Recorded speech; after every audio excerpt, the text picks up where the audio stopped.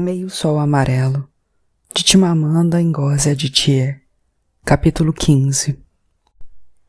O Gu saltou e deu a volta para abrir o porta-malas. Pôs o saco de peixe seco em cima de uma sacola maior, de garre, acomodou os dois na cabeça e seguiu o patrão pelos degraus trincados até a entrada do prédio sombrio, que funcionava como escritório sindical da cidade. Ovoko foi recebê-los. Leve os mantimentos até a loja, disse ele ao Gu, apontando, como se o Gu não soubesse o que fazer. Ele, que já fora levar comida aos refugiados tantas vezes. A loja estava vazia, exceto por um pequeno saco de arroz num canto, cheio de gorgulho. Como vão as coisas? A Naemeka? Perguntou o patrão. Ovoko esfregou as mãos. Ele tinha aquela fisionomia lúgubre dos que simplesmente se recusam a ser consolados. Ninguém está doando muita coisa no momento, e esse pessoal não para de aparecer, me pedindo comida e depois trabalho. Você sabe como é. Eles vieram do norte sem nada, nada. Eu sei que eles vieram sem nada, meu amigo. Não venha me dar aulas. O patrão estava irritado. Ovoko recuou. Só estou dizendo que a situação é séria. No início, os moradores vinham correndo doar comida, mas agora se esqueceram do assunto. Vai ser um desastre se a gente não entrar em guerra. Nós não vamos entrar em guerra. Então por que Gowon continua com o bloqueio contra nós? O patrão ignorou a pergunta e virou-se para partir. O Gu foi atrás. Claro que as pessoas ainda estão doando comida. Aquele lambisgoia deve levar a comida que estão doando para casa, disse o patrão, ligando o carro. Pois essa, concordou o Gu. Até a barriga dele é grande. Aquele energúmeno do Gowon prometeu uma quantia irrisória, insignificante, para mais de 2 milhões de refugiados. Será que ele acha que foram galinhas que morreram e que os parentes sobreviventes dessas galinhas é que estão voltando? Não, Sá. O Gu olhava pela janela. Sentia-se triste por ter ido doar garre e peixes a pessoas que podiam se alimentar sozinhas no norte, e por ouvir o patrão dizer, semana após semana, as mesmas coisas. Estendeu a mão e endireitou o cordão pendurado no espelhinho retrovisor. O objeto preso ali era de plástico, um meio-sol amarelo, pintado sobre um fundo preto. Mais tarde, sentado nos degraus que iam dar no quintal, lendo As Aventuras do Sr. Pickwick e parando várias vezes para pensar e ver as finas folhas de milho balançando ao vento, não se surpreendeu quando ouviu a voz alterada do patrão na sala de estar. O patrão sempre ficava mal-humorado em dias assim. E o que você me diz dos nossos colegas em Ibadan, Zaria e Lagos? Alguém por acaso toca no assunto? Eles não abriram a boca enquanto os expatriados brancos incentivavam os revoltosos a matar o povo Ibu. Você seria uma delas, se não estivesse na terra dos Ibus. Quanta compaixão você consegue ter por eles? Gritou o patrão. Não ouse dizer que eu não tenho compaixão. Dizer que eu não acho que a secessão é a única maneira de se obter segurança não significa que eu não tenho compaixão. Era a voz da senhorita Adebayo. Por acaso seus primos morreram? Seu tio morreu? Você vai voltar para os seus parentes em Lagos na semana que vem e ninguém irá perturbá-la por ser iorubá. E não é o seu próprio povo que está matando os ibus em Lagos? Não foi um grupo de chefes iorubás que foi até o norte agradecer aos emires por terem poupado os iorubás? Então, o que você está querendo dizer? Como a sua opinião pode ser relevante? Você me insulta, Odênibo. A verdade agora se tornou um insulto. Fez-se um silêncio, e depois o rangido da porta da frente, sendo aberta e fechada de chofre. A senhorita Adebayo se fora. O Gu ergueu-se quando ouviu a voz de Olana gritar. Isso é inaceitável, Odênibo. Você tem de pedir desculpas a ela. Estava assustado de ouvi-la nesse tom alterado. porque era muito raro Olana erguer a voz, e também porque a última vez fora durante aquelas fragmentadas semanas antes do nascimento de Baby, quando o Sr. Richard parou de fazer visitas e tudo dava a impressão de estar prestes a afundar e morrer. Durante alguns momentos, o Gu não escutou nenhum som. Talvez Olana também tivesse saído, e em seguida ouviu Okeoma lendo. O Gu conhecia o poema. Se o sol se recusa a nascer, nós o faremos nascer. Na primeira leitura que Okeoma fez, no mesmo dia em que o jornal Renascense passou a se chamar Sol de Biafra, o Gu ouvira e se sentira estimulado pela poesia, sobretudo pelo verso que virou o seu predileto. Potes de barro queimados no zelo, que vão refrescar nossos pés enquanto escalamos. Agora, porém, sentia tristeza. Gostaria de ver de volta os dias em que Okeoma recitava poemas sobre gente com brotoeja na bunda porque defecava em balde importado. Os dias em que a senhorita Debaio e o patrão berravam, mas a noitada não terminava em saídas bruscas. Os dias em que ainda servia sopa de pimenta. Agora só servia noz de cola. Okeoma saiu um pouco depois e o Gu escutou a voz alterada de Olana de novo. Você precisa, Odenibo. Você lhe deve um pedido de desculpa. Não se trata de saber se eu devo ou não um pedido de desculpa a ela. É uma questão de saber se eu disse a verdade ou não, respondeu o patrão. Olana disse qualquer coisa que o Gu não escutou, e depois a voz do patrão, num tom mais calmo. Certo, Nen, eu peço. Olana entrou na cozinha. Nós vamos sair, disse ela. Venha trancar a porta. Pois não, má. Depois que eles saíram no carro do patrão, o Gu ouviu uma batida na porta do fundo e foi ver quem era. Chiniere, disse ele espantado. Ela nunca aparecia assim tão cedo, e nunca na casa principal. Eu, minha patroa e as crianças vamos partir amanhã de manhã para o povoado. Eu vim lhe dizer adeus. Kaodi. O Gu nunca tinha ouvido Chiniere falar tanto. Não sabia bem o que dizer. Eles se olharam por um tempo. Boa viagem, disse ele, e ficou vendo a moça passar por baixo da cerca que separava o terreno das duas casas. Nunca mais ela surgiria à noite em sua porta. Nunca mais deitaria e abriria as pernas em silêncio. Pelo menos, não por um bom tempo. O Gu sentiu um peso esmagando sua cabeça. As mudanças avançavam contra ele, pesavam em cima dele, e não havia nada que pudesse fazer para arrefecer seu ritmo. Sentou-se e ficou olhando para a capa das Aventuras do Sr. Pickwick. Havia uma serena quietude no quintal, no balanço suave da mangueira e no cheiro de vinho dos cajus maduros. Isso tudo disfarçava o que via em volta. Cada vez menos convidados na casa, e à noite as ruas do campus fantasmagóricas, cobertas pela luz perolada do silêncio e do vazio. A Western Shop fechara. A patroa de Chiniere era apenas uma das muitas famílias que estavam indo embora. Os empregados compravam imensos caixotes de comida no mercado e os carros saíam com porta-malas lá embaixo. Tão pesada era a carga. Porém, Olana e o patrão não haviam feito uma única mala. Diziam que a guerra não iria acontecer e que as pessoas estavam apenas entrando em pânico.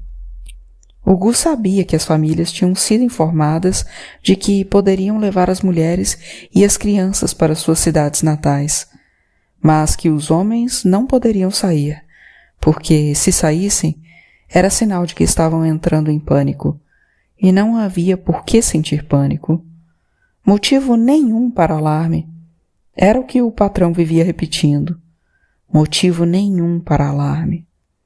O professor Uzumaka, que vivia na casa em frente à do Dr. Okeki, fora impedido de atravessar os portões da universidade por 3 vezes pelas milícias. Eles o deixaram passar no 3º dia, depois de ter jurado que voltaria, que só estava levando a família de volta para a aldeia deles, porque a mulher estava muito assustada.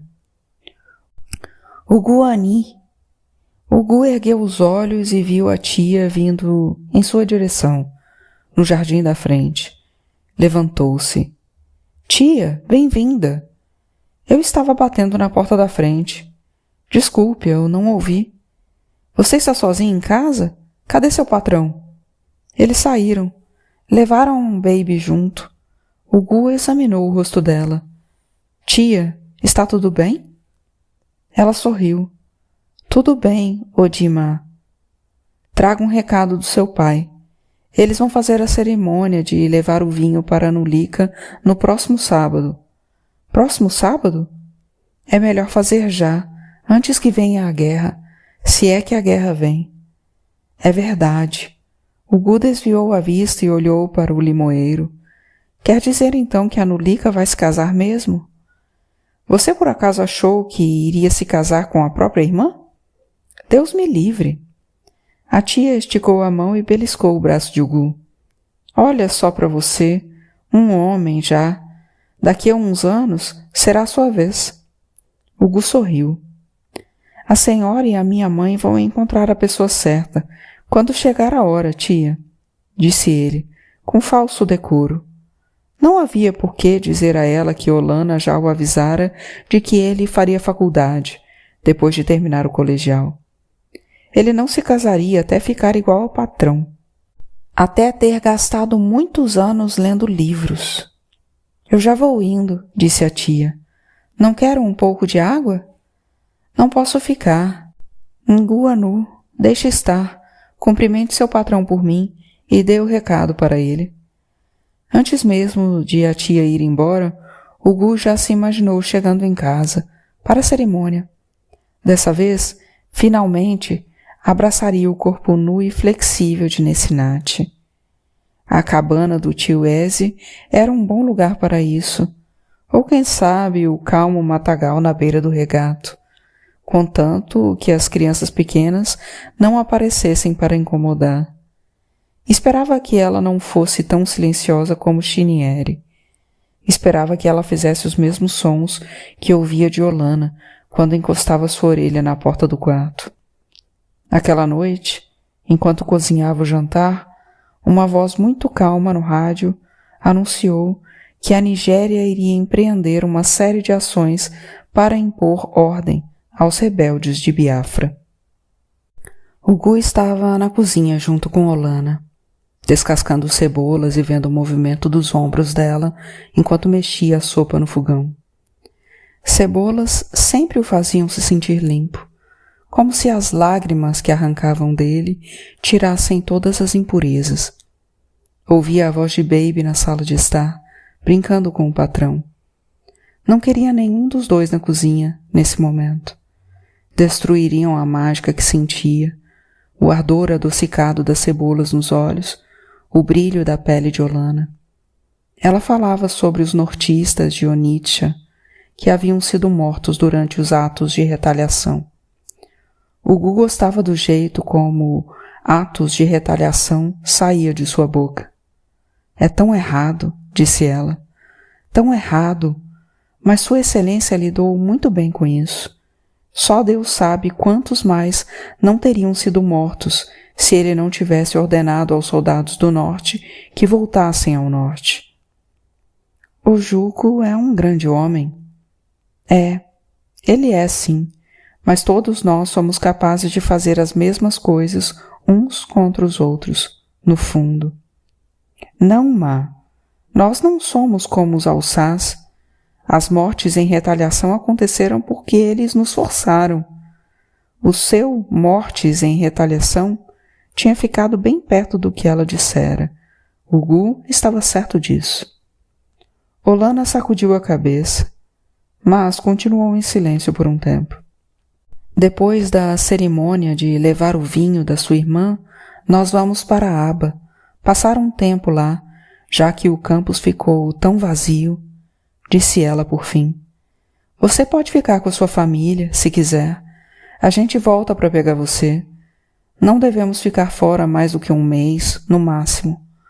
Nossos soldados vão expulsar os nigerianos numa semana ou 2. Eu vou com a senhora e o patrão, Ma. Olana sorriu, como se quisesse que ele respondesse isso mesmo. Essa sopa não engrossa de jeito nenhum, resmungou ela. Depois lhe contou sobre a primeira vez que tinha feito uma sopa, quando bem jovem, e de como conseguira queimar o fundo da panela até um tom de roxo chamuscado, e ainda assim a sopa saíra bem gostosa.